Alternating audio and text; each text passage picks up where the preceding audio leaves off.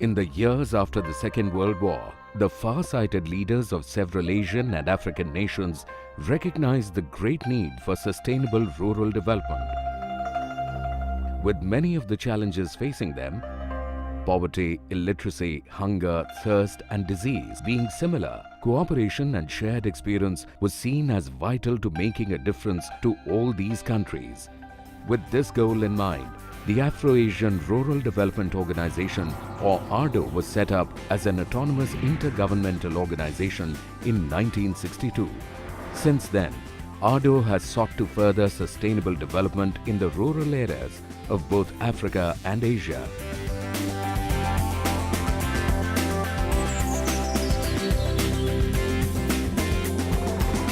Today, 50 years later, ARDO has 29 full member countries, 14 from Asia and 15 from Africa.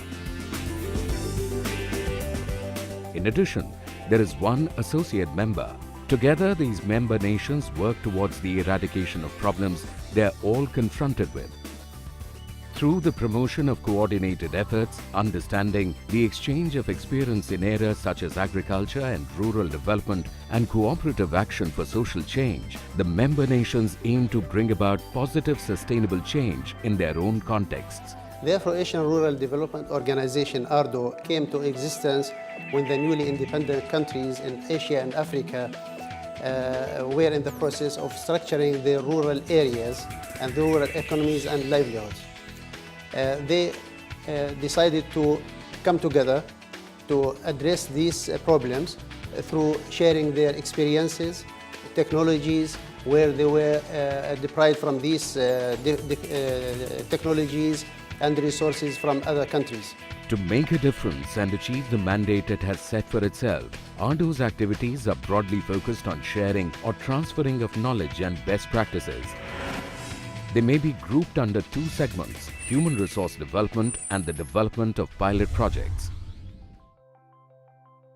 In the decades since its inception, ARDO has consistently diversified and increased its range of activities. One of the main areas of focus for ARDO's range of activities is technical training. Today, at Apex Centers of Excellence in several member countries, ARDO develops technical manpower in areas such as agrarian reform, sustainable agriculture, development of cooperatives, dairy and livestock development, water management, small industry development, women empowerment, etc. Every year, ARDO awards over 250 fellowships for these training programs to participants from member nations. ARDO also organizes workshops internationally and regionally where participants from member nations can share experiences and discuss the possibility of replicating successful practices. All workshops are set around themes that have a strong resonance with the member nations. For example, rural poverty alleviation, desert management, or sustainable rural livelihood.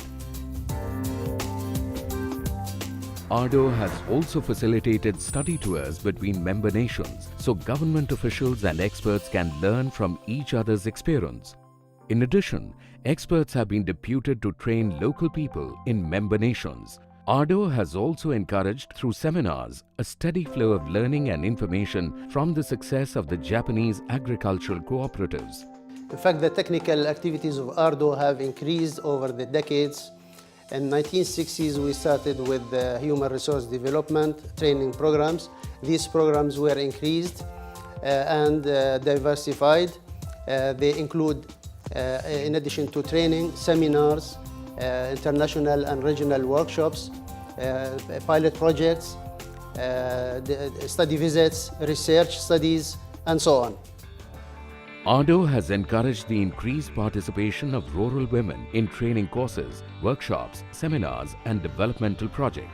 This is in concordance with the organization's central belief that rural development cannot succeed without the active support and involvement of women. Another key area of activity for ARDO is the development of pilot projects. ARDO provides financial assistance for implementing development projects on a co-sharing basis. Since 2001, a new microcredit model has also been introduced to provide seed capital as a revolving fund for use by target groups. ARDO increased its pilot projects. As in 1980s, they started these pilot projects. They succeeded. Countries came forward with proposals for more projects. ARDO was able to fund most of these proposals. Till now, around 50 different projects were implemented in member countries, in more than 20 countries. These projects are increasing or empowerment of women, increasing the productivity of women, rural people, and we have ongoing projects since many years. Some of them like weaving, and infrastructure projects like roads, health clinics, water management, and so on. These projects, in fact, were funded by $10,000 each in the beginning. Then this fund was raised to $20,000, $40,000, and currently $50,000 per each project. During the process of implementing these projects, ARDO developed its own model of microcredit revolving funds. These projects are based on non-collateral, non-interest basis. ARDO has worked towards disseminating the information and experiences gained through the many years of its operation amongst all its member countries. ARDO also provides library, documentation and internet services for the benefit of all members. Eager to bring greater benefit to its member nations, ARDO also collaborates with international and regional organizations which share a similar mandate for rural development in the Afro-Asian region. This collaboration has led to information sharing and better networking. For half a century, ARDO has steadily charted its course towards mutual rural development among member nations. Yet there is much to be done. Even today, in sub-Saharan Africa and parts of Asia, great challenges like child and maternal mortality, poverty and illiteracy still prevail. Tackling these will require leadership, experience and vision, all of which ARDO possesses.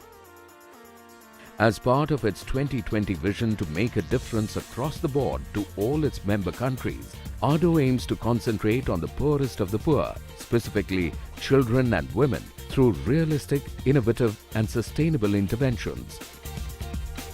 Greater investments will be made to develop better human resources and development projects by focusing on infrastructure development, literacy, gender equity, better nutrition, food security and safety, sustainable use of water resources, organic farming, management of disasters, adaptation and mitigation of climate change, etc. ARDO will also work closely with organizations with similar mandates to learn from their experience. ARDO will also continue to advocate pro-poor policy. ARDO has contributed over the years in improving the conditions in rural areas and the livelihood of the rural people. In fact, we have succeeded. We have implemented many projects. We have to double these projects as they are successful. At the same time, training programs, human resource development, we have to address new areas and double our efforts. A lot to be done in future. We have a plan to implement these training programs and projects, etc., in the next few years in the benefit of the member countries. We have to focus on infrastructure, education and health, entrepreneurship development, and other projects like empowerment of women. We'll continue on this endeavor. At the same time, we have to seek the assistance of the economically and technically able member countries, and we have to disseminate our success stories through innovative media. In the 50 years since ARDO was founded, much has been achieved. There are still many miles to go before all the organization's goals can be reached. Yet, ARDO can look back fondly and with a sense of pride on 50 years of its efforts in all member countries for increasing cooperation for rural transformation.